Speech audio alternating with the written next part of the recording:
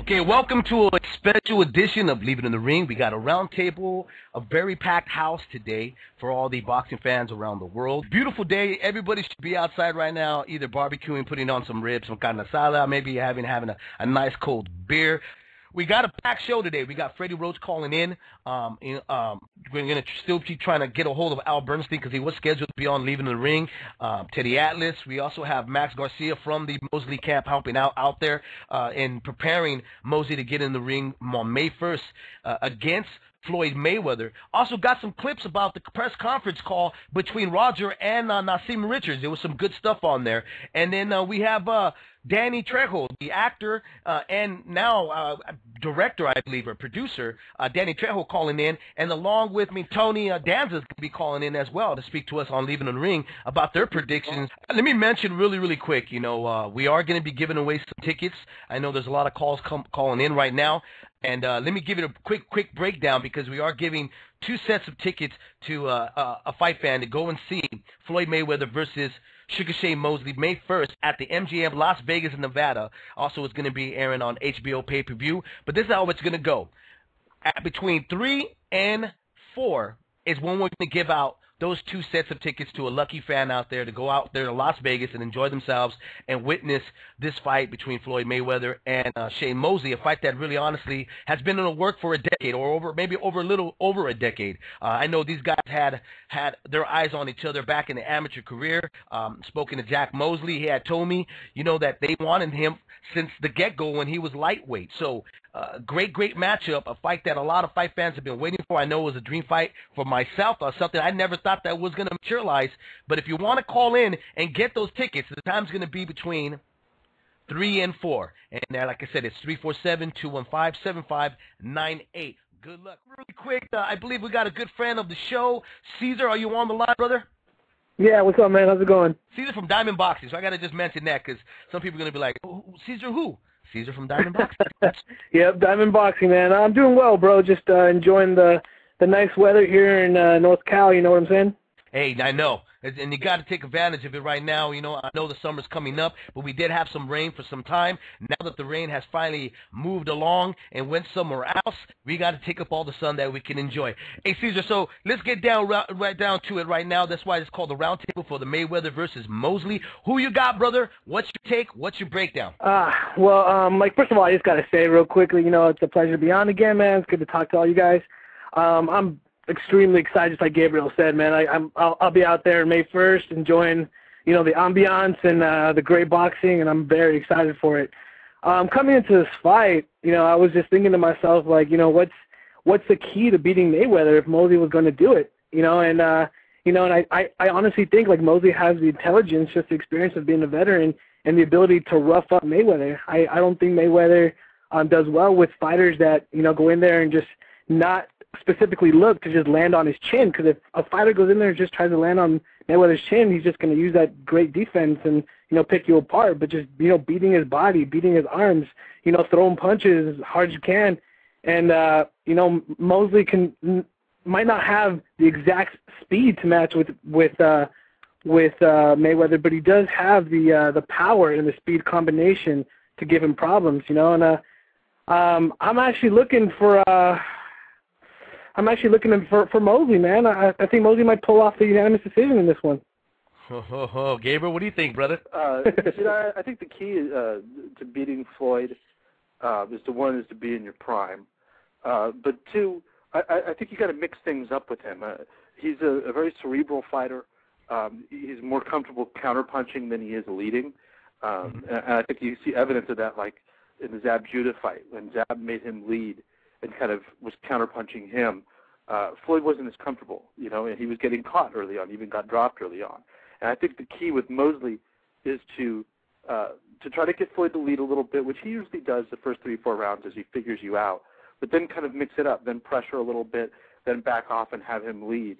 But also, there's something that Pavlik didn't do to Martinez, which is to take every little inch that you can. When you get in a clinch, then you've got to whack at him with that free hand, or give him a little shoulder, or hit him in the hip. I am saying cheat, but all those little veteran things, you've got to take advantage of those moments, because Floyd does his little things. He puts his elbow or his forearm into your Forearm. throat. Yeah, he uses his shoulder. He does the little things too. So you've got to take advantage of every moment you've got. And I think the real big key is when you get him on the ropes or in the corner, don't go for the head. Really ignore the head as long as you can. Exactly. There's a little area in that shell defense around his stomach and chest area. Shoot there. If you shoot there, you'll hit something because that doesn't move. That's from James Wembley, a good friend. I want to patch in, though. Actor, director, Danny Trejo. Are you on the line, brother? Yeah, what's up? What's up, brother? How you doing, man? Oh, I'm blessed, man. Thank you, man. And hey, Sugar Shane Mosley and Mayweather, you know what? At the end of that, it's going to be Pacquiao. Uh-oh. I think you might be right, man. Hopefully, at the end of that match, the winner gets a shot at Manny Pacquiao, because I think that's what everybody's hoping to see. You know, two great fights. Yeah. One's the one that's actually coming up on May 1st. The next one hoping to be the beginning of the year. Fight Danny, fans all over the world are going to enjoy this.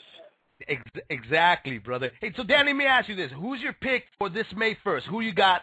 Who you going to be riding with on this one? Well, you know, it's going to be close, but I got to say that Mayweather, you know, he better watch out for Sugar Shane Mosley. Sugar Shane Mosley is bad mother, you know, and he's a straight out warrior. You know, it's like he's not coming to dance and run around and chase anybody.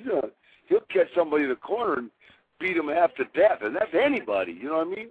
Right. So more than likely, because of the Flash, everybody's gonna be talking about Mayweather. But you know, I mean, you know, Sugar Shane Mosley is a BMF. Hey, let me ask you this, Danny. You know, being that Shane Mosley grew up in Pomona, California, around a lot of Latinos, you know, Mexicanos out there. Could that be one of the reasons why he's a badass?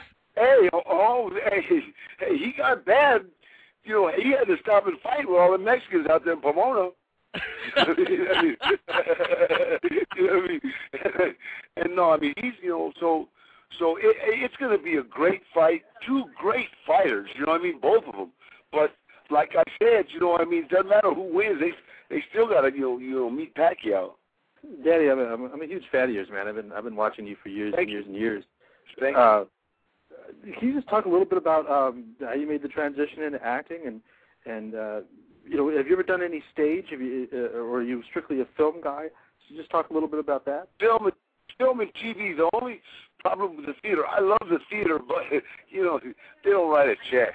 You know what I mean? It's like, you know, it's like, but you know, film. I was a drug counselor, and I walked onto the movie set, you know, just to help a friend of mine with his drug problem, and I had boxed, you know, for years, and so I ran into a friend of mine from back in the day, and he kind of said, hey, they need somebody to train one of the actors how to box. So I started training Eric Roberts how to box for a movie called Runaway Train. That's one of my all-time favorites. I love that's a great movie. It's the best movie that Canada never made, you know, and I got to, you know, play a part, and I boxed Eric Roberts.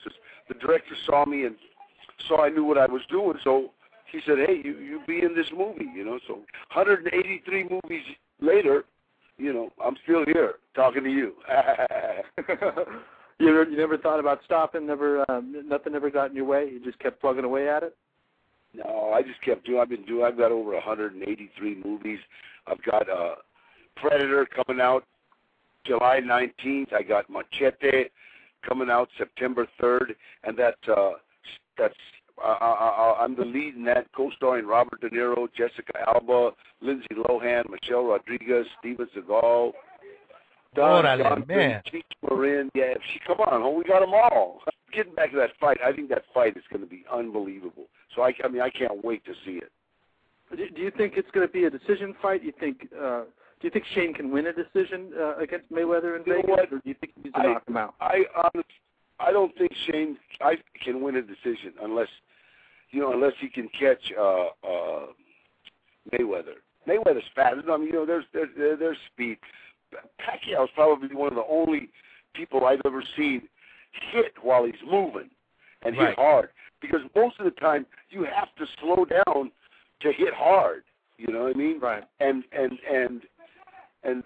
so you know, in order to hit solid, Mayweather's got to slow down, and he might be a little faster on his feet than Sugar Shane Mosley, but you know, as far as power goes, I think Mosley might have it. You know? I got nothing against either fighter. You know what I mean? I think they're both great fighters. They paid their dues getting to right where they're at, but right now at this point in time, I just think Sugar Shane Mosley is a little hungrier for some reason. I don't know. Mayweather's living pretty large in Vegas. You know what I mean? Yeah. Yeah. There's something about Shane that he seems like he's got a Sugar Shane Mosley is still up there training in Big Bear. You know what I mean? With the poor folks. Yeah, Mosley. So Mosley's coming in angry if he just went through a divorce. Yeah. Absolutely.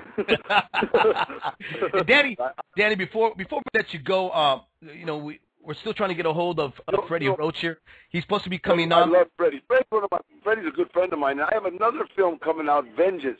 And if you want to, you can go to vengeancearmy.com and check it out. Awesome movie. Danny, tell us a little bit about that, because I know now you were involved in directing this film as well. No, a friend of mine, Gil Medina, directed it, but he would take any suggestion I had. But I produced it. You know, we produced it, and I star in it, and it's a great. It's kind of the old Death Wish Charles Bronson type movie where family gets killed, and you go as a vigilante and start killing every bad guy walking. Now, who else is going to be co-starring in that film with you? Well, in that movie we got start off with Donald Logue, Diamond Dallas Page, Baby Bash, Tech Nine. We have Rashad Evans, 50 Cent. We got quite a cast in that. Man, talk about being star-studded. Hey, even a badass will call Rashad Evans and Houston Alexander sir.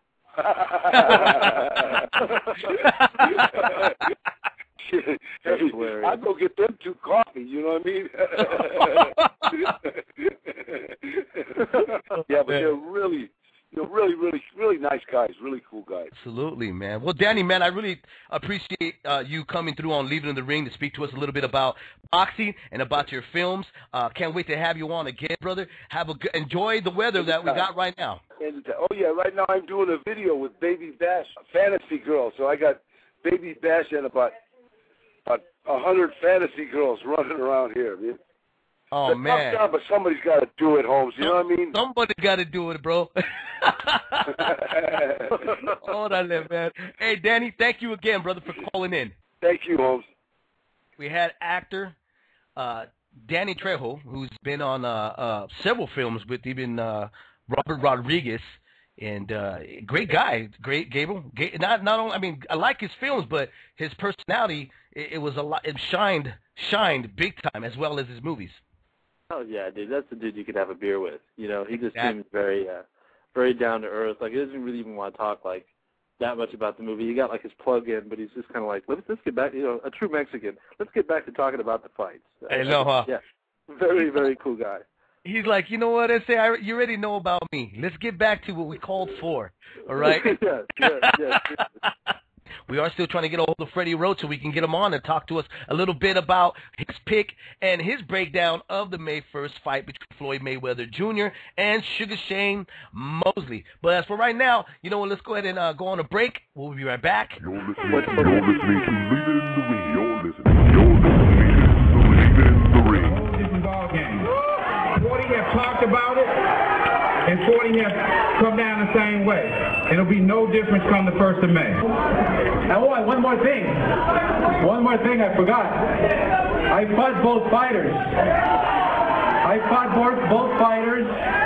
And I already know what's going to happen. I already know what's going to happen. I mean, do you want to know? Do you want to hear? Yeah! You pick it!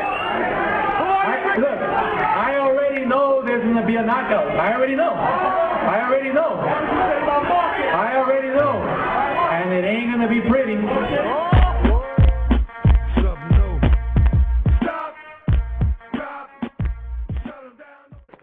It's Henry Ramirez. Henry, what's up, brother? Head trainer up, of Chris Oriella. I'm doing good, man. How you doing? Good, I'm doing good. So, Henry, you got this great fight coming up between Floyd Mayweather and Sugar Shane Mosley. What's your take? What's your breakdown about this fight? Well, it's going to be a great event. I don't necessarily think it's going to be a great fight, but I'm picking Mayweather, 8-4. 8-4. 116, 112 by decision. Yeah, absolutely. Let me ask you why, Henry. I mean, what exactly do you think that Floyd's going to pose over Sugar Shane Mosley? I'll tell you what, Floyd has a way of bottling guys up, taking away their strengths and staying on his game, boxing, being smart, intelligent. To me, until he's beaten, I just think he's the best fighter in the world. Now, if you were training or helping out train Sugar Shane Mosley, what is something out there that you can see a weakness out of Floyd Mayweather that you guys can take advantage of?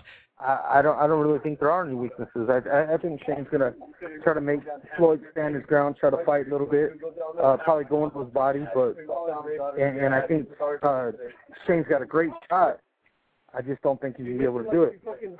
Like I said, I think 8-4 and going away. To be honest. Henry, let me ask you that you just mentioned right now. You said he had a shot. What would he have to do to gain that shot in order to upset Floyd Mayweather? I think if he's able to penetrate the defense, which is always going to be number one with Floyd, being able to penetrate that defense. If he can make him fight at a pace that he's not accustomed to, because Floyd is used to dictating the pace of the fight, which is usually him punching when he wants and the opponent not being able to get off when they want. I just think he's going to outsmart Mosley.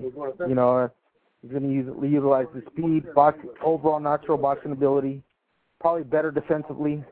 Obviously, I think Shane's a little bit better puncher, stronger physically, but I just think ultimately Floyd's going to win going away. You know, like I said, 8-4. 8-4, man. Henry, let me ask you this really quick, because, you know, a lot of fight fans have criticized Floyd Mayweather, you know, not taking the best fights out there available for him. Even some fight fans have questioned his greatness. If he defeats Floyd Mayweather, if he defeats Sugar Shane Mosley, where does it put him at now? Well, I think when he defeats Shane Mosley, he's still going to have his detractors, you know, as always, and it comes with the territory. But, you know, to me, he beat a 154-pound Oscar De La Hoya, regardless of how he won, a split decision, whatever it was. He beat a 154-pound Oscar at his natural weight, not a 145-pound drained Oscar, a shot Oscar. He beat a Ricky Hatton at 140 when he was probably more like himself. I don't think he gets enough credit for beating the guys that Pacquiao beat. Granted, Pacquiao did it in better fashion, but I think he did it when they were further along. And he's talking the Marquez fight as a welterweight fight, though, for Floyd? You know what? I heard somebody say I think Floyd won a round. I kind of thought the same thing. You know, I think after he knocked him down, I think it was in the second, I think he was content. He knew what he had in front of him, knew what he could do. I think he was more intent to get around. Just like this fight with Mosley, I think as great as I think Floyd is, I think he realized maybe with the Pacquiao fight, maybe he needed one more fight to get. Obviously, it's a different style, but maybe he needed one more fight to get some timing down, some rounds in, because you know a 2-year layoff is hard to overcome, and I don't care who you are. Henry, thank you very much, brother, for calling in and speaking to us and giving out your pick. Yeah, man. By the way, guys, Areola and 10 next Saturday. You got it, man. Head trainer Henry Ramirez called in and gave out his prediction. I also believe, let me see, I think we have another one of our guests on the line. Max Garcia, are you on the line, brother? Yes, sir. What's happening, Dave? I'm doing fantastic. So you're down over there right now helping out Sugar Shane Mosley. How does things look for him? They look pretty good. You know, I don't like to elaborate too much because everything's it's a close camp, and you know, out of respect for Shane and his trainers, I would like to just say that he's doing okay. You got a lot of fight fans, you know, even some people calling in and not giving Sugar Shane Mosley a chance. I don't like to predict anything, say anything, unless I'm in the camp watching him, and I don't go by the past fights or who he fought or what happened in those fights. I just go by what kind of training camp they're having and what they look like and what their state of mind is, you know. And Shane's is in great shape and state of mind. He's ready to go right now. I'm curious. Have you had Eloy working with Shane, and how's that been going? Oh, it's been going great. You know, Eloy's really working well with Shane, and nobody in camp believes that Mayweather's faster than Eloy. So we're giving him good work, very good work. That's awesome. I know you can't divulge any of the strategy or any of that stuff. That's fair. Yeah, you know, Shane's a great friend, and out of respect for his camp, I don't want to, say too much. Yeah, absolutely. But you've been there. You're close with Shane. I mean, you've been there for several of his camps. Would you say, how would you grade this one in comparison to the others? You think his focus is all right there? He's dialed in. Oh, Shane's he's a professional, and everything that he does, he wants to do it right. And he goes up to his room after training and he studies films himself, and he's the ultimate professional. He's nonstop when it's coming to getting ready for a match. When you have like a prospect like Eloy Perez, and I know there's a lot of other younger fighters, Carl Dargan's up there, Rock Allen's up there. What does that do for them to have a champion, a legend, really like Shane Mosley, kind of setting the bar for them? How does that influence the other fighters in your? Yeah, absolutely. Eloy's really inspired by Shane, and he sees how old Shane is, 38 years old. Trying to talk to you. He knows you very good. Yeah, and he's still going strong, and he's in great physical condition, and a great role model for Eloy, because Eloy's got basically the same genes, and Eloy can last that long if he plays it right. Hey Max, I want to chime in really quick. I believe I got Freddie Roach on the line. Is that okay? Oh, great! Yeah, I haven't seen Freddie in a while. Freddie Roach, do I have you on the line, brother? Thanks a lot. How you doing, guys? Doing great, man. How's everything going with you? Great. Everything's doing well. And Freddie, are you out there enjoying the sun, or are you at the gym at the moment? No. Sunday's my day off. So you're out there enjoying the sun then. Yeah. Well, Freddie, got a great fight coming up May 1st between Shane Mosley versus Floyd Mayweather. I'd like to hear a little bit about your take about that fight, a breakdown. You've always been a great guy of matching up fighters. You know exactly how to look for weaknesses and capitalize on that. With Shane Mosley, what is some of the things that he would have to do to be successful against Floyd Mayweather? Well, I think he's going to have to attack him, of course, but he's going to have to attack him in a very tactical way, because Floyd is a good counterpuncher. So the thing is that he needs to be aggressive, but he needs to use his feints and his head movement going into it. And you've got Floyd loves when guys come to him. He is a great counterpuncher, and Shane just has to go to him, but he has to be very tactical about it. Now, Freddie, a lot of fight fans right now at the moment are not giving Shane an inch of having a possible upset. And I was just asking a little while ago to Henry Ramirez, the head trainer of Chris Oriella. I had asked him if Floyd Mayweather does a shutout win over over Mosley, where does that put him now? I mean, do we stop questioning him, handpicking his opponents? Do we give him the credit? Well, I think you have to, because this is like the guy that he's been seeming to be ducking for a while, and now the fight's finally here, and it's a fight that the fans wanted to see for a long time. And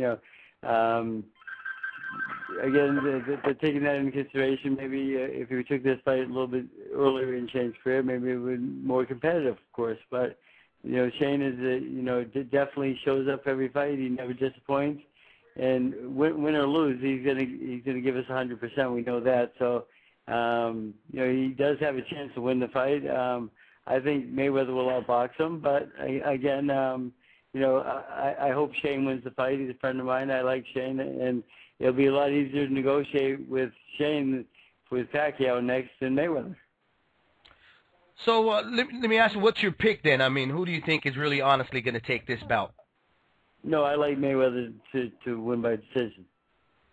I got my co-host Gabriel Montoya on the line. I got Max Garcia, who's out there helping out Sugar Shane Mosley. Gabriel, you don't have any questions for both gentlemen on the line with us? Freddie, how you doing, man? I haven't seen you in a little while. Okay. I'm curious. You talked about you have to attack him strategically, Floyd. When you're dealing with a counterpuncher, you guys have had a lot of experience with a counterpuncher in Marquez. How do you get him to lead? How do you get him to come out of his shell? Well, you have to feign him a lot, of course, and Shane's very good at that. But Mayweather is also. So the thing is who's going to win the battle of feinting and drawing the other guy's lead out. And again, Shane is very good fighter, but he does have trouble with speed, and he has trouble with boxers. I mean, that's you look at any of his losses, they're always against people that box. And Shane grew up with in Los Angeles, and he loves when guys attack him. But Mayweather's just not going to do that, and I think that's why I favor Mayweather a little bit by decision to outpoint him. Freddie, you said it's going to be easier to negotiate with Shane. In that vein, do you think that the fight with Floyd, considering that we both think he's going to win, do you think that fight with Pacquiao is ever going to happen? I do think it will happen. I think everyone in the world wants to see that fight, and the money's going to be tremendous. And I don't think either guy will turn it down. I think we'll come to an agreement somewhere in the middle of with the drug testing and so forth. But I'm sure that fight will happen. Yes. But you do think that you guys would come to an agreement on the blood testing? That's what you just said.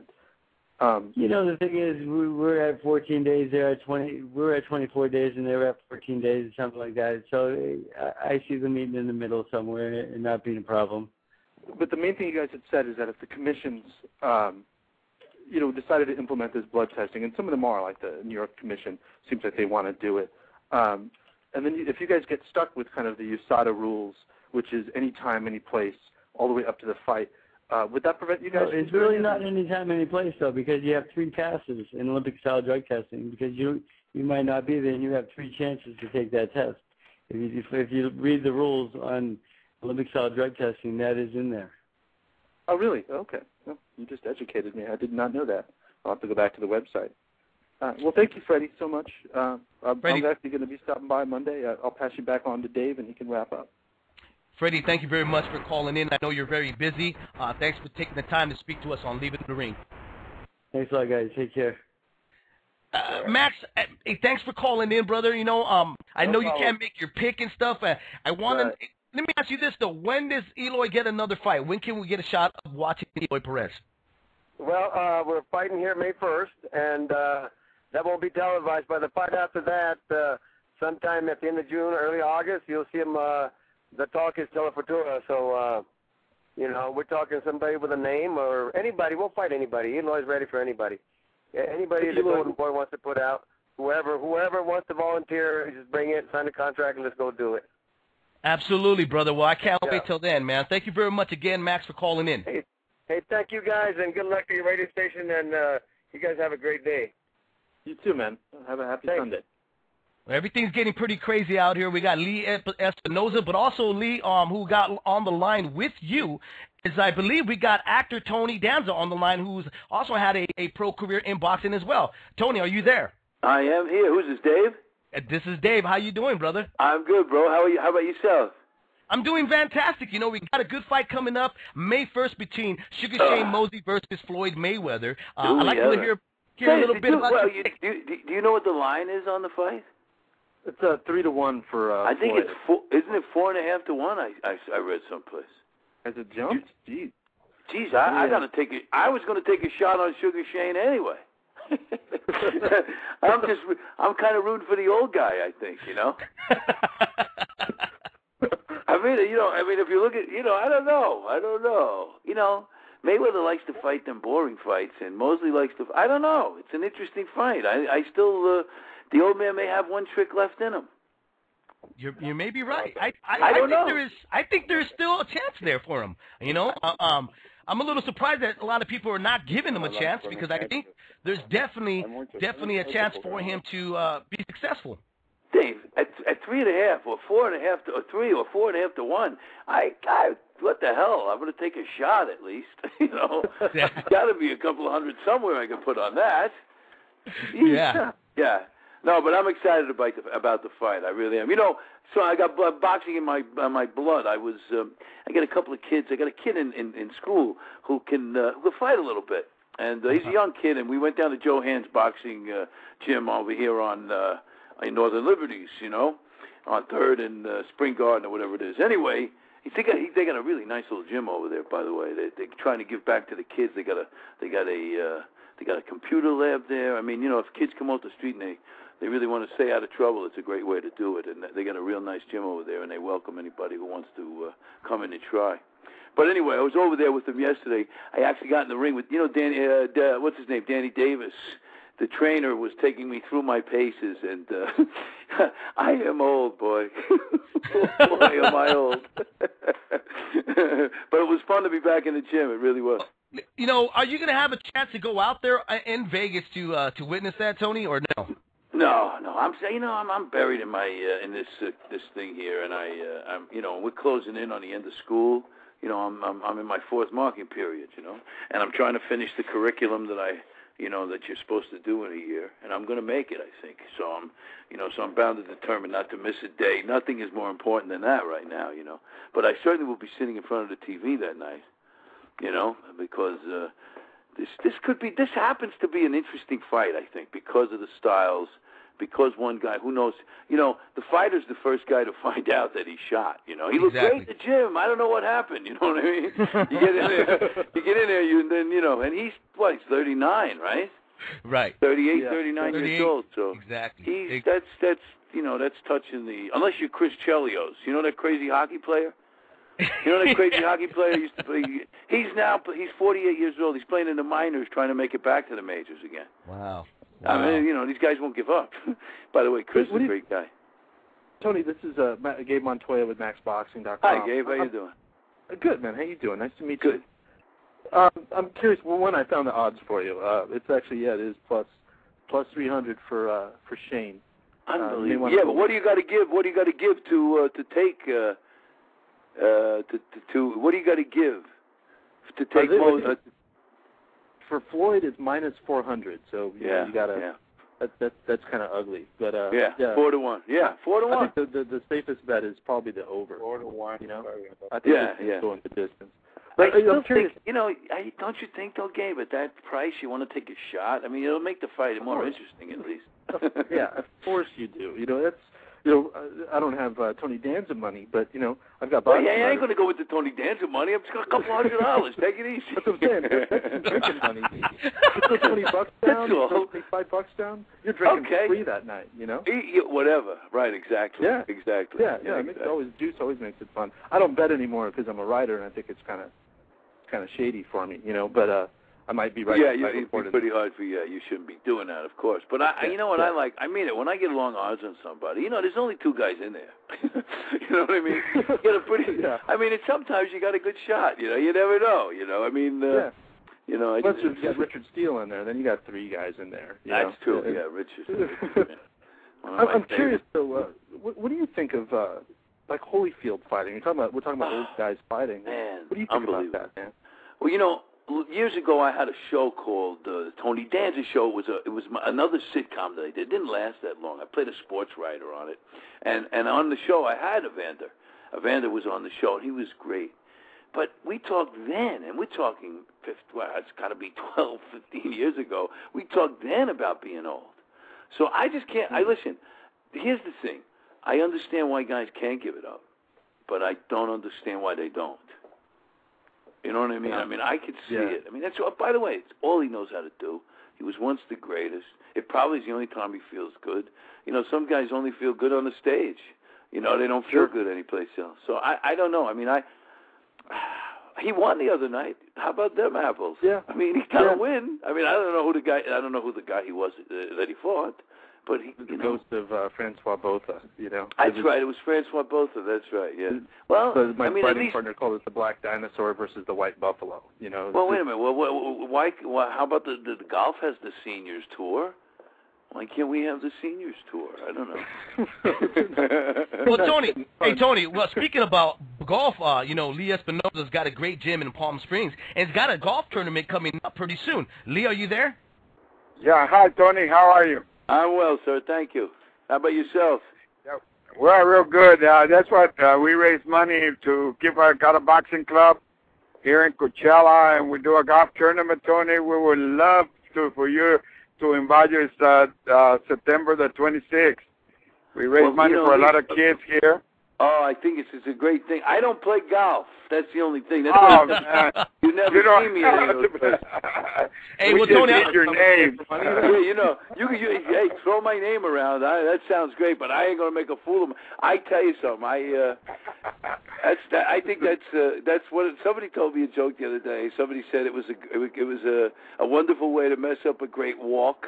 And then somebody said if Latin guys and Asian guys compete with black guys, it's not a sport. I mean, stupid things.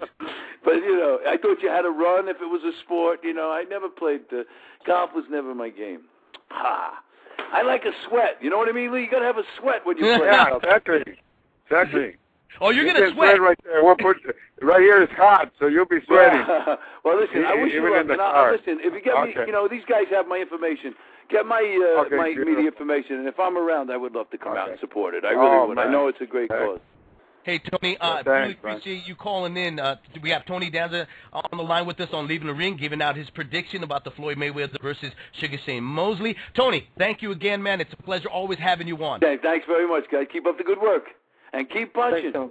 Okay, oh, bye-bye. We will. Well, we got Lee Espinoza out of Coachella Gym. Lee, so give me your take and your breakdown on the fight that's happening on May 1st at the MGM Las Vegas between Sugar Shane Mosley and Floyd. Well, I think it's going to be a good fight. Some people like 4-1. I think it'll be a little closer than that. Even though Shane is old and everything, he's still got a little speed. But I think Mayweather should win, the fight. Everybody has a chance with gloves and everything, and they're both fighters. And one eye, when you close your eye, you missed up and you're down. And Mayweather never been tested, so we never know if Shane will give him one of those right hands, and he might hit him and win the fight. But, to me, the odds I would go for, if I bet any money, even if I have to give odds, I'll take Mayweather. And we were talking about it this morning. I go, you know what, as like a coach, you train people to beat the other guy because you study the thing and you do all that stuff. You do the studying like Mayweather, Mosley is doing his coaches to 4 o'clock in the morning watching the tapes. But believe me, there's nobody like, you cannot get any sparring, or you can try, but you cannot get any sparring to be like Mayweather. Mayweather is only Mayweather. And it's kind of hard. It's just like when we fought Antonio Diaz, we fought Mosley. Oh, how we were trained. I got some fast guys, but not as faster or not as smart as Mosley. And it's kind of hard, to be that way. You understand? Absolutely. So that's why it's only one Mayweather, and to train a kid and to get aspiring to be as fast and to do the movements is real hard. And you might be able to do it with the sparring, but when it comes to the real thing, it's just impossible. We have Lee Espinoza from Coachella Gym and Palm Springs. He's got a golfing tournament that helps out the kids in the amateur to keep them in there, in the ring. Really honestly, it's a great tournament. It's a great thing that Lee is doing. Lee, can you give us a little bit more information about the tournament? And if you guys, if you still want to call in, we still got those set of tickets. One more set. I see people still calling in, but you're not. If I haven't passed you in, it's because you haven't made the 100th caller and stuff. But you can call in at 347-215-7598. Lee, is there a date for the tournament, and are we invited to go? Yes, sir. You're invited to go. You were September the 26th, and it's for a real good cause. We got a hell of a team. We got a lot of amateur kids that I take them all over the world to fight and this and that, and we pay for everything. This is we have probably one of the best teams around in the United States. We got a lot of national champions.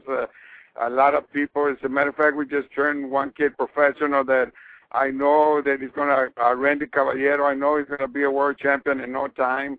And, you know, I got some other kids there, you know, a lot of national champions years and years that have been doing golden gloves, silver gloves, and things like that. And then the amateurs, you know, you have to pay.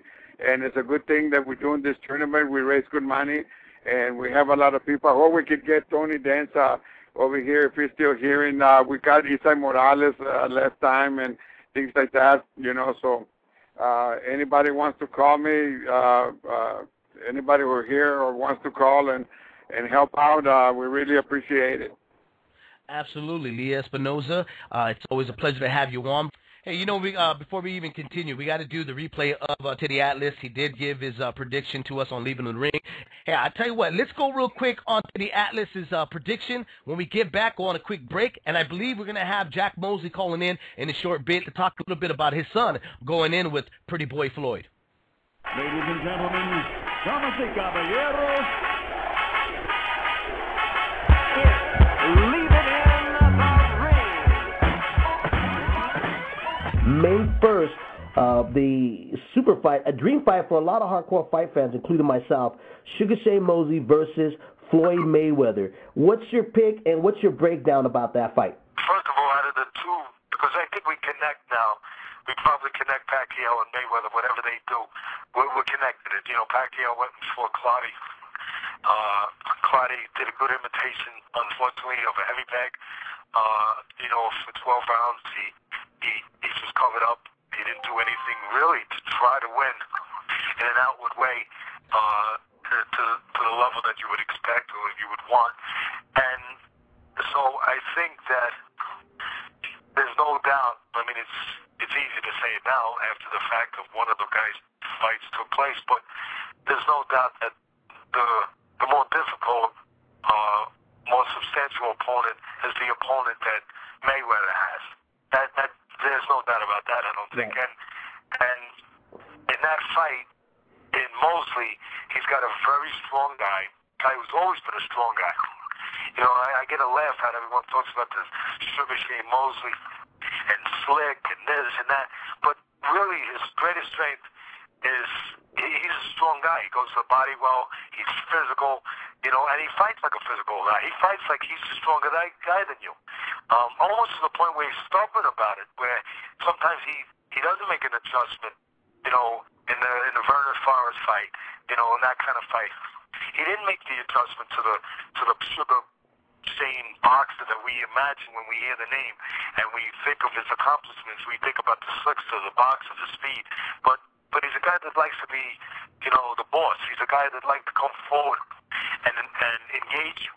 And so in Mosley, Mayweather's fighting that guy. He's fighting a strong guy, a good body puncher, which is good for him against a guy who's good defensively. It's always good if you're a good body puncher because you can find the body that doesn't move a lot easier than you can find the head that does move. So that's something going for him. His hand speed is good. It used to be very good. At this point, 40-plus years old, it's not up to what Mayweather's is, but it's still good hand speed. He's not a shot fighter, even though he's at that point in his age. He's a fighter who's always been physically taking care of himself, always in good shape. He's very experienced, and he's very gutsy. And we know he can win on that level. We know he can win on the next level, on the elite level. We didn't know that about Clottey, but we know that Mosley can win at that level. He can pull off an upset. He can do something that people don't expect him to do in that kind of situation. He won't melt in that kind of setting, in that kind of landscape. So he's got all that. He is, you know, getting long in the tooth in age. I think when you get long in the tooth, I don't think he's at the point where he's diminished to the point where he can't pull the trigger. What I think happens is that fighters, when they get older, they don't do the extra things. Not that they're lazy, they just don't do them. And I don't think it's always physical. I think it's emotional and mental. They don't do the extra things. It's kind of like they don't make the argument. They go to an arbitrator. arbitrator and said, you know, you get to a point where you make a lot of money, you're a good businessman. Well, when you were coming up and you were hungry, you went and made the argument yourself. You went to that meeting yourself. You said, son of a gun, this is the way it's got to be. This is the way the deal has to be. You did it yourself as you were, you know, forming yourself as a business Navy. But then all of a sudden you have a few businesses and stuff, and it gets a little later in your career, you go to an arbitrator. And the older fighters, that's what they do. They go to an arbitrator for their argument. They just don't do the extra things. They just don't find a way maybe to take the chances to make sure that they find a way to get the puzzle solved. Right. And with a guy like Mayweather, I think that's going to be his undoing. And the way it manifests itself is that they get outworked, they get out hustled, they just don't do quite enough. And I think that's what you're going to see. I think that Mayweather's going to stay a half a step ahead of him. And Mosley just might not do quite enough. You know, he'll be competitive, but he won't do just quite enough. And I think that the ring will be stretched out by Mayweather. I think he'll stretch it out a little bit. He'll keep distance, and he's smart enough to know where his advantages are. Not on the inside so much, you know, with the strong Mosley. On the outside, he'll try to pick him up coming in, try to take advantage, you know, of Mosley being aggressive, you know, pinpoint him a little bit, you know, pot shot him a little bit as he comes in. And then, like I said, stretch the ring out a little bit and keep a little separation where his speed can show itself. Well, let me ask you this, you know, because Mosley sometimes has kind of fallen to that trait of being a one-handed fighter. What are some of the keys that he would need to do to create an upset against the younger Floyd Mayweather? I think one of the things is you got to be consistent with your jab. I mean, when De La Hoya, who has a history of losing all his big fights, he somehow sabotages himself. There's some kind of flaw. I think there's some kind of character flaw in De La Hoya. I'm sure all the De La Hoya fans are going to love me for this. I'm sure, but that's okay. But I mean, look, I know he's been a great fighter and all that. Don't get me wrong. I know De La Hoya's history. I understand it. But I also understand his history. And I understand the fights that he's lost. And there's been plenty of them. But when he used his jab, he was winning those parts of the fight with Mayweather when he used his jab. And so I think the jab, you know, of Mosley's is going to be very important. He can't get into a power fight because Mayweather's defense is good enough, and there's other instincts that he does, you know, in an instinctual way and in a natural way, but good enough to take advantage of a guy who, as you said, becomes a home run hitter. Guy who's looking to go, whether it's one hand or whether it's just going, whatever hand it is, you're just going for the big shot over the fences. He's good enough defensively and innately in all the areas that he is, with his instincts, with his sense of timing, anticipation, you know, everything, his experience, that he's not going to really let you get him if you got that mentality. It has to be hidden a little better than that. It has to be set up and delivered a lot better than that, and that starts with the jab. And again, when you're dealing with a guy that's a good counter puncher, that takes what you give him, that works off the back end, not just the front end, but the back end as well as Mosley does, you know, off the defensive end, you must use the jab, because then you take a lot of that away from him. You take the ability to work off the back end, you take it away from him. The ability to counterpunch, if you're throwing the jab at the right distance, the right time, you take that away from him. You could look for big shots, you give that to him. So I think to look for, if you're going to see an upset, you got to see some consistency right from the beginning with a jab. And then I think you're also going to have to see, you're definitely going to have to see punches put together like you expect with Shane Mosley. Again, not just the one big shot, the two big shots, but you got to see punches put together with a guy like Mayweather. And you got to see body work. You know, you want to take some of that defensive ability, some of that elusive ability away from Mayweather. One of the ways to do it is to go downstairs and freeze him up a little bit. So, quick prediction, unanimous decision for Floyd Mayweather or possible. Yeah, you're not knocking out. I mean, if I like Mayweather, I have to like him. I think I have to like him by decision. I don't think he's knocking out Mosley. Not that it's impossible. You know, you got the guy right, especially a guy like Mayweather who has, you know, not just the physical ability, but the technical abilities, the know-how to catch a guy in a smart way. Obviously, those things can happen, but I don't see him knocking out Mosley. I see him winning. You know, maybe a unanimous decision, maybe pulling away a little bit from the eighth round, seventh round. You're listening to Leave It in the Ring. You're listening to Leave It in the Ring. We are live right now on Leave It in the Ring, and this is the roundtable for May 1st between Floyd Mayweather and Sugar Shane Mosley. I'm with my co-host, Gabriel Montoya from Max Boxing. And we have Lamont Peterson, contender Lamont Peterson on the line. What's up, Lamont? How you doing, brother? I'm doing good. How about you? I'm doing fantastic, man. Well, you know, I'm glad you called in. I wanted to hear a little bit about your take and your breakdown about the fight that's coming up May 1st between Pretty Boy Floyd Mayweather versus Sugar Shane Mosley. Who you got, brother? I have to favor Mayweather on this one. Let me ask you why. Why the pick with Mayweather? Can you break it down to me why you think he's going to take it? I just believe that Mayweather is going to fight the smart fight and, you know, counterpunch and keep it moving. Shane's strengths, you know, he's very strong and he throw hard shots and fast shots. But I don't think Floyd's going to be there for, you know, all the body work. You know, and Shane throws good body shots. I don't think Floyd's going to be there for that. So I just believe that Shane always had a problem with technically sound fighters, Vernon Forrest and Winky. And Floyd's the same way, so I think, you know, he'll have a problem with that. Lamar, what does Sugar Shane Mosley got to do? I mean, what type of adjustments do you see him he needs to make getting in there with Pretty Boy Floyd to get an upset over him? To me, really do something that he really never been before. To get Floyd out of his comfort zone would be to box him and try to make him come forward. I think if he come forward, it can be a different fight for him because that's what he's not used to. He loves when you come to him and he can sit there in the pocket and use his defense and counter. But I just see Shane doing that. Another way he can do it is just to grow out and try to throw and make Floyd fight, turn into a street fight. And that probably would be the strategy that Shane probably go with. But, again, when you do that, when you come in, just know that Floyd's going to counter and try to get out the way. That's a true warrior right there. Lamont, man, hey, thanks for calling in on Leaving in the Ring, brothers. Really appreciate it. All right, no problem, man. I appreciate y'all having me on.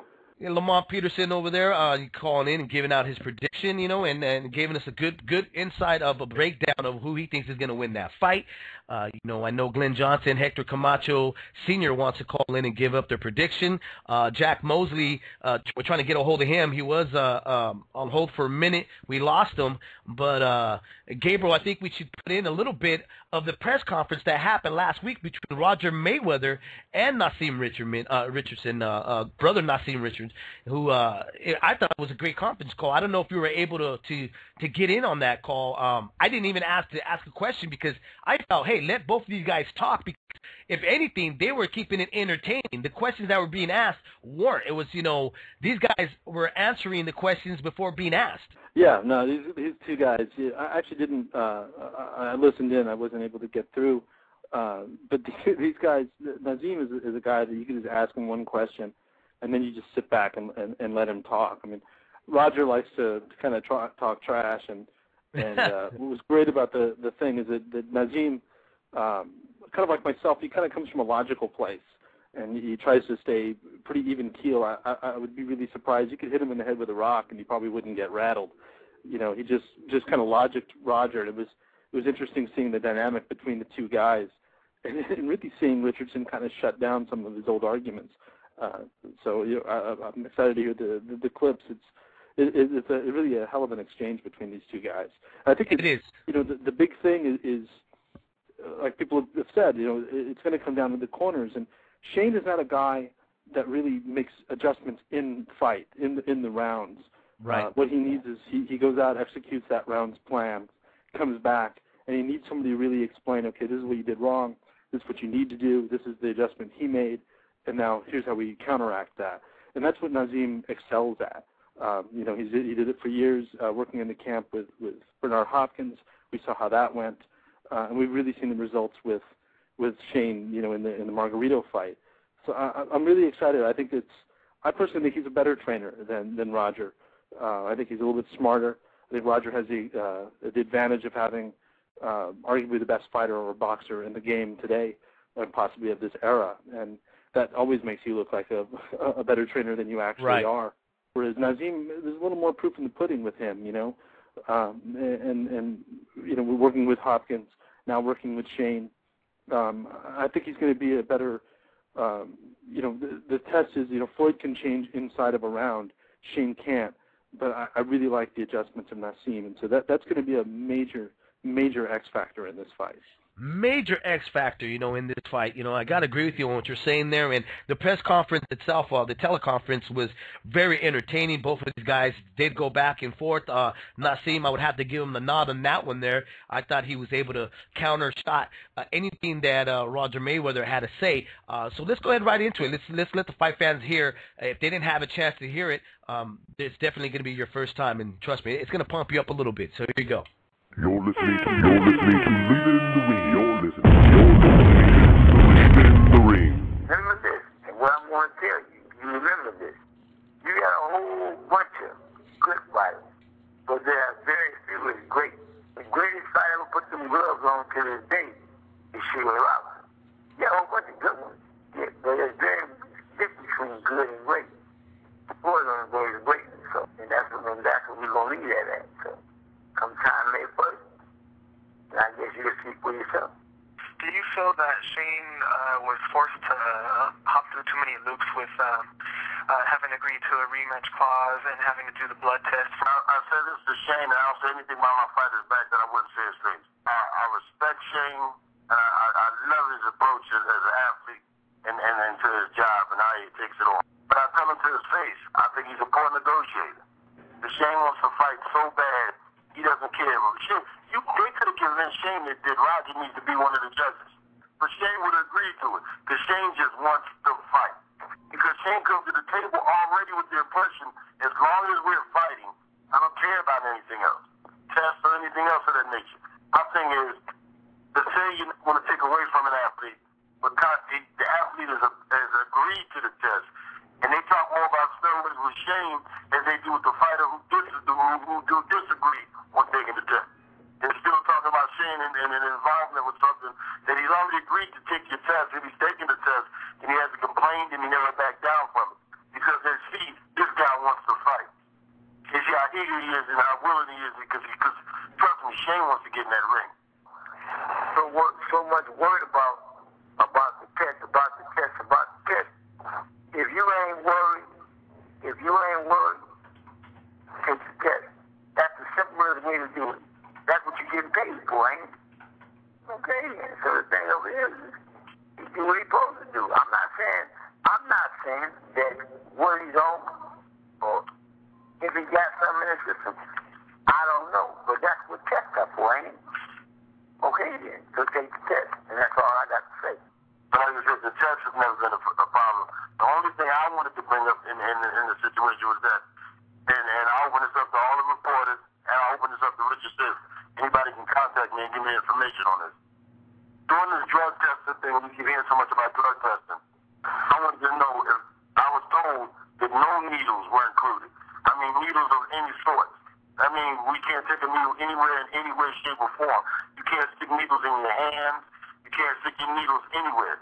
So I need somebody to give me information on that. Something about that there was a lidocaine or something being used in one of the athletes' hands, and it's only legal in Las Vegas. It's not legal in anywhere else. It's only legal in Las Vegas. And you can shoot this lidocaine in your hands and whatnot. And like I said, I come from the hood. And the only cane I want to hear is Big Daddy cane. I don't want to hear nothing else about Dane and any athlete or anybody else. To me, that just doesn't suit right. So I need more information on that. It'll be applauded, because we keep talking about guys using this and all natural. If you take a needle in your hand, it's not all natural. This is Leonard. I can clear that up right now. Just for the record, Floyd Mayweather doesn't shoot anything in his hand, and that's for the record. That was a nasty rumor that was spread out there just because people like to do those kind of things. He clean athlete, and he's been a clean athlete from day one. Floyd Mayweather doesn't shoot needles in his hand. Here's my thing. I agree with you. But this is the problem when people just keep running their mouth about things that have nothing to do with the actual boxer. When you bring up the boxer, talk about the boxer. But if every time you crack your mouth open, you're running your mouth about some nonsense from before, then everybody will start asking questions about everything. So if we kept it on boxing, y'all never at least step out of line of boxing. Because I don't care about none of this other nonsense about boxing, about nothing else but boxing. That's all that's important to me. I don't consider Floyd to be nothing but a great athlete. I don't consider even the kid they were talking about before, Backyard, to be nothing but a great athlete. If I don't have no proof on nobody about nothing, I won't say nothing. Shane has never tested positive for anything. He agreed to the test, but now every time they bring his name up, you still got to hear about steroid this and steroid that. Okay, the man already agreed to your test. What do you want him to do for you now? He's not going to lay it out for you. He's not going to lay it out for you. So is that just a mental? I'm going to keep trying to bruise him and beat him up. Doesn't bother him. When I keep hearing this nonsense come out, then I'm like, okay, let's talk about everybody's treatment. Part of Floyd's career, you know, when guys fight with those little gloves on, that's something different compared to guys fighting with pillows on. That's probably why a lot of times his hand was getting bruised, getting hurt. It's just the fact that he's fighting with much smaller gloves on. You keep fighting, you adapt to what situation you're in. You fight with those little gloves on, and that's how boxing is. And you have to learn to adapt. And Raphael, what he did was, he obviously he made some adjustments on Floyd's hands to bring his hands up to date so that he can be comfortable winning fights. So I think that's pretty much what happened. And for the record, Floyd hadn't had hand problems in a number of fights, especially in the last few.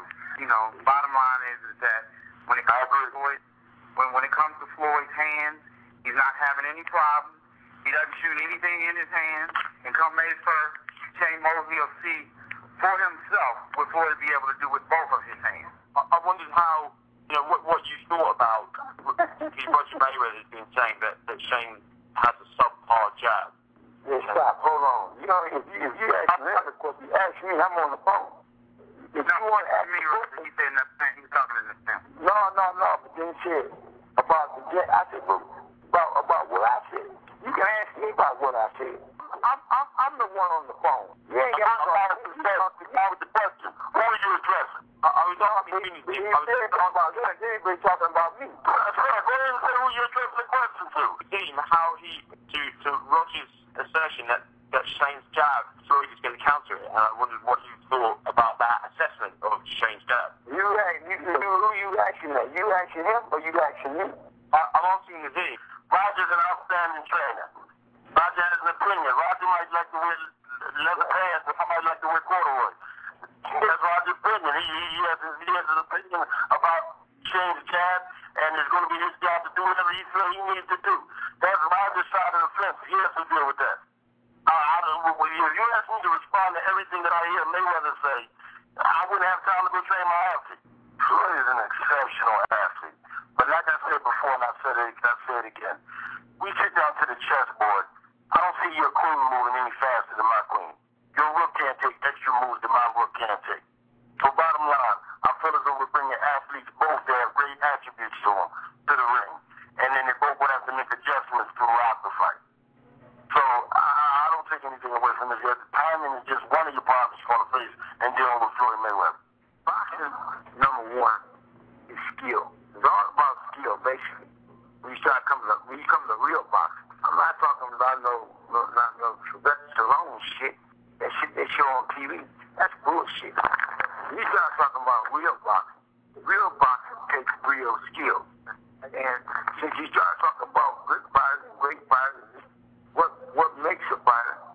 A fighter has to have certain things that makes him good or makes him great. If Shane to be good as he is, and my nephew to be good as he is, and this fight to be put on and be bigger than it is, has to have some quality to it.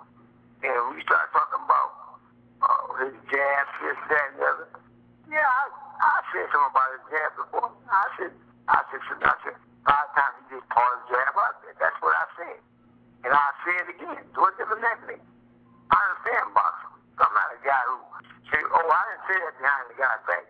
But did that mean what I said? If I said you don't use the jab that well, so what? You don't use the jab that well. He's the one that can make the adjustment for that. Shane won about 5 world championships. My nephew won 6 world championships. If the fight wasn't being competitive, the fight wouldn't even be made. And talk about the ability of both guys. Both guys got tremendous ability. But the only way you're gonna find out who's the best fighter is on that day if you come to the fight, if you pay for the fight, then you'll see the fight, and then you'll see the verdict when the hands get raised. I explained to y'all before. If Floyd Mayweather turns into a dragon in the middle of the ring, then Shane has to step on the tail and hit him with a body shot. Whatever comes to pass, he has to endure it, deal with it, make the adjustment, and then execute. You're listening to Leave It in the Ring. You're listening to Leave It in the Ring. Well, I believe we got somebody that's been there before. Ex-light heavyweight champion Glenn, the Road Warrior Johnson, on the line with us. Being the underdog. Glenn, are you there? Hey, yes, I'm here. How you doing? I'm doing fantastic, sir. How you doing? I'm doing great, man. I'm doing great. All is well. I'm listening to you guys debating, and it's a good debate. Well, Glenn, let me ask you this. You've been in the position where right now Sugar Shane Mosley is at, the underdog. What's your take and what's your pick about the fight between Floyd Mayweather Jr. versus Sugar Shane Mosley that's happening at the MGM Casino in Las Vegas? I think it's a great fight. I mean, I love the fight. I'm a big Sugar Shane Mosley fan. And I'm also a big fan of Mayweather, but I like Sugar Shane Mosley's style a little bit more because he's more of an offensive guy, and I just like the offensive fighters a little more than I like the technical defensive guys. But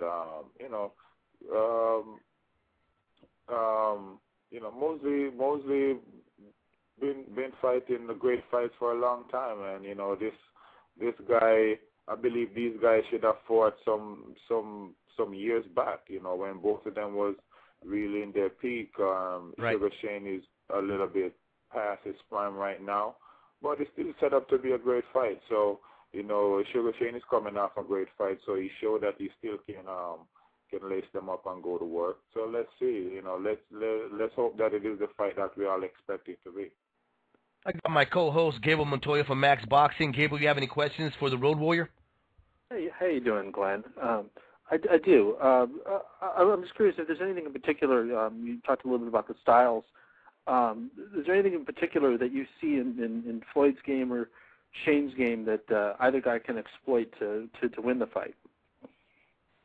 Well, Floyd Mayweather basically is a guy that he used timing, he punch off timing, and he do that very well with, these stiff guys, the guys them who don't throw a lot of punches, they don't throw a combination that well, and if you're depending on landing a punch before you throw the next punch against Floyd, that's where you get yourself in trouble. But if you know basically what his movements are, and you step in a close range and go ahead and run those combinations, and you have to put body shots in there. If you step to him, you're gonna throw a jab, and then you want to throw the right hand to the body, come back with a hook to the head, and go back to a body punch. Because of the way how he put one hand down and try to roll, if you throw single shots, you're not going to hit him. And when you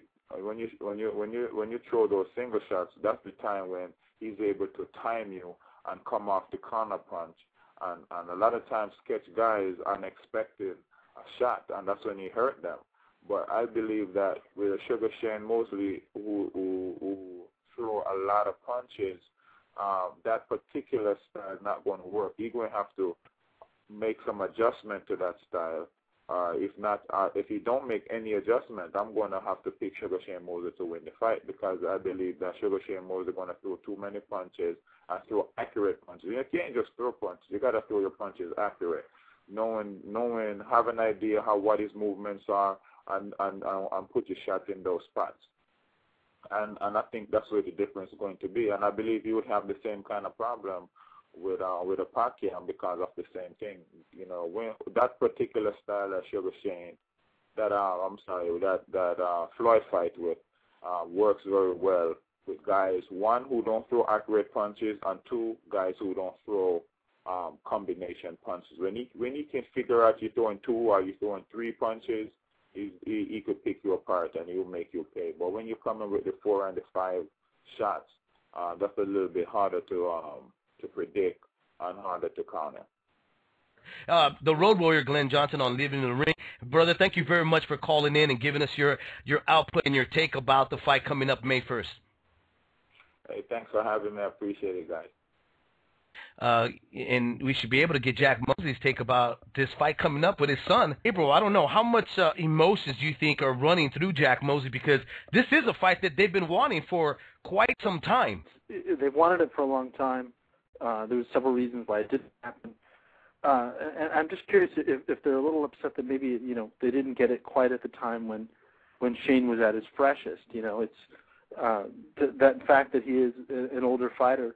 You know, and despite Glenn Johnson being the miracle that he is, and is able to still be so effective, you know, it does affect you. And I'm curious if Shane, if this is, you know, the timing is just right, or it's a little bit late, or even if they'll even admit, you know, that it isn't quite the right timing for him. But you got to figure, you know, Shane Mosley. What's crazy is 10 years ago, you know, he was at the top of everybody's list for pound, and now he's going for it again. That's kind of amazing. You know? Let me patch in. I believe we got Jack Mosley on the line. Jack, are you there? Yes, I am. How you doing, Jack? I'm doing fine. How about yourself? I'm doing fantastic. You know, Jack is the first guy that gave me the opportunity to interview him, and ever since then, it's been all uphill for you know, There Will Be Blood and Leaving in the Ring. So Jack is a good friend, and I gotta always thank Jack for giving me that opportunity. So, Jack, you're finally. You and your son are finally getting the fight that you guys have been wanting for so long. How does it feel? What are the emotions right now that are going through you? Oh, everything's great. It just feels good. Shane's getting a nice fight with Floyd Mayweather finally. You know, they've been trying to go at it for a while, I guess. So, you know, so Shane got the fight, and I guess he'll make good on the fight, and then look forward to fighting Pacquiao after that. Jack, let me ask you this, you know, because the Mosley camp the Mayweather camp has tried like 24/7 to discredit your son. You know, they keep bringing up this whole steroid issue. They keep bringing up other things. In my opinion, as a hardcore fight fan, I think he already paid his due already. You know, like, let's get over that. Let's get past it. Does it anger you? I mean, you're a guy that comes, you know, from L.A., in the Pomona area. I know that it's very hard for you. You're trying to be as professional as you can, but at what point do you think that your son and yourself got to lose it a little bit and kind of express your real thoughts about them, trying to trash talk him so much? Trash talking about Shane at all. But the thing is, that stuff happened way back in 2003. In fact, I'm the one that told him to go to the State Athletic Commission in Nevada to check that stuff out. And at the time, it was not a banned substance. So Shane really did no wrong, because he went to the State Athletic Commission, and, you know, they said it wasn't a banned substance. So what more do they want? Then when Marion Jones, I think his name is, and the baseball player, and they come up with that stuff, then they brought Shane back around to that stuff. But the bottom line is Shane was not his fault, because he initially went to the State Athletic Commission about that, and they said it was not a banned substance. Jack, this is Gabe Montoya with MaxBoxing.com. I'm curious, you know, everybody does keep kind of harping on this case. How much of that do you think is attributed to the case that you guys have filed, or that Judd Burstein has filed against Victor Conte? Do you think if he hadn't filed that defamation suit that we wouldn't still be talking about this? Well, they probably would, but the thing is he won, so that lets you know that Shane is innocent of all that stuff. So, and then after the fight, in fact, he looked worse in that 2003 fight than he did in the year 2000 fight with Oscar. So that stuff, you know, really, I guess is what it's cut out to be anyway. See, so the bottom line is Shane has not used anything but good food and things like that since 2003. And someone else introduced that stuff to Shane because I certainly didn't. I would never, ever give my son any steroids or anything related to steroids and stuff. We always had a good balanced diet and trained real hard, and Shane won all his fights, you know, with no problem. And then you see what he done with Margarito, so he left all that stuff alone and come back in fine fashion and beat up Mayorga, Margarito, and even Vargas. See, he left all his weights and stuff alone, so you could all that stuff slow you up too, you know. So he's ready, fast, and got a lot of power, strong. He's ready to go. Doing all the stuff I showed him. There's been some talk out of the camp, and you know, I haven't personally been up there, and actually don't really know anybody that has any riders that have been up there. But there was a rumor that he was not doing well with I think it was Carl Dargan, was giving him some trouble in sparring. Now, one, you want to dispel the rumor, and two, how much stock do you put in sparring? You know, if he's struggling with a younger, faster guy, is that actually translating to something good in the fight when he meets up with someone that's kind of equal speed? Keeps you sharp. Sparring is good. You know, you spar with some guys, you don't have to spar a lot, but you spar to work on your technique. So whatever you're trying to work on, you get a guy who can spar like that, if you can. Right. And then, if you got a guy with speed, if you're fighting a guy with speed, then you want to spar with somebody with speed. It's good for that hand-eye coordination and stuff. So, you know? So I mean, you're just kind of dispelling the rumor that, you know, he's not having trouble in sparring. It's just regular, you know, he's getting good work. Shane looks fine to me. He's fast. Yeah. He's not. That's people start rumors, you know, just like they start rumors about Shane, you know. Just like they start rumors about Floyd, you know. You know, that's what they said. Floyd was using xylocaine in his hands, you know, because his hands are fragile and he needs to shoot the xylocaine in there. And it's legal in Nevada, but all the other states it's not legal. But then his friend came on, Leonard Ellerby, and said, well, that's just a mean rumor. Right. You know, HBO actually reported it several years ago in a video that it's circulating on YouTube that says it's the truth about Mayweather. And then you listen to the video, and he actually never says, I use xylocaine. They just kind of say it. And I don't really trust HBO as a journalistic entity in any way, shape, or form. Yeah, man, they take your words and they twist them and they add them together like they did on 24/7 with me. So, you know, you really can't. When they edit stuff, they want excitement and they want money or whatever they're looking for. They'll do it. Controversy, whatever. They just mix it all up. So you can't, like you say, you can't really go by what they say a lot. I've watched them actually film it. I spent time at the Wild Card and when they filmed Manny Pacquiao. How invasive has that process been? And along also those lines, how invasive has the blood testing and drug testing been for Shane during this period? Well, I haven't been up there, so I don't really know what he's going through with that. But, I mean, he agreed to it, and he said he can come every day if he wants to. It don't bother him none because he knows he's not taking any steroids. So has 24/7 come every day. You? They filmed me, too, about a week ago. But, I talked for about a half an hour. They only put one line on TV, and that line came behind what Shane had said, like it was the answer to what Shane was talking about, which was I was talking about something else, but they put that line in there, you know, to make controversy or something. But, you know, it ain't going to bother me none, though, because I'm not too old for all that crazy stuff. It ain't going to change my relationship with my son or nothing. Jack, man, I really appreciate you calling in and telling us, you know, giving your thoughts about some of the things that we had, you know, we were asking, and it's always a pleasure to have you on. You know, I know you're a busy man. I hope we can get you on again, you know, to talk a little bit about boxing and other things. Right. That'd be great. Now, what's your name again? Jesse, right? This is David, and then you got Gable Montoya and Chris. David. David Winters? David Winters. You got it, brother. Yeah, okay, I thought it was you. Okay. How you doing? I'm doing fantastic, man. You know, like I said, you know, you gave me my start, and everything's been doing good, and I'm always appreciative of that, brother. Always. Okay. All right. Not bad. Keep the good work up. There you go. All right, Jack. Well, you have a good one, brother. Okay, though. Thanks, Jack. All right. Anyways, I'm your host, 97 Ruff. You got Max Boxing, Gable Montoya, and I do appreciate the fans that really honestly have embraced you to be on Leaving the Ring. It's the end of the show, but I made a little bit of an outro for the Floyd Mayweather fans and the Sugar Shane Mosley fans to pump you up for the May 1st, and here it goes. Dubs don't do nothing but collect dust. Dubs don't do nothing but collect dust. Who's gonna be holding this belt? Man, I don't want his belt, man. I'm not paying no sanctioning fee. He can keep his belt. Like I said before, You keeping it what? Huh? You keeping it what? That's why. I'm not one of those. You keeping all the money. Oh, you can touch my hand. You keeping all the money. You tell me last night about him and Birdo. They were splitting $3 million apiece. And they split $3 million. No, that was a good payday for Birdo. It don't matter what you get. You get your biggest payday with me. When it's all said and done. Okay, we know Jen is your manager.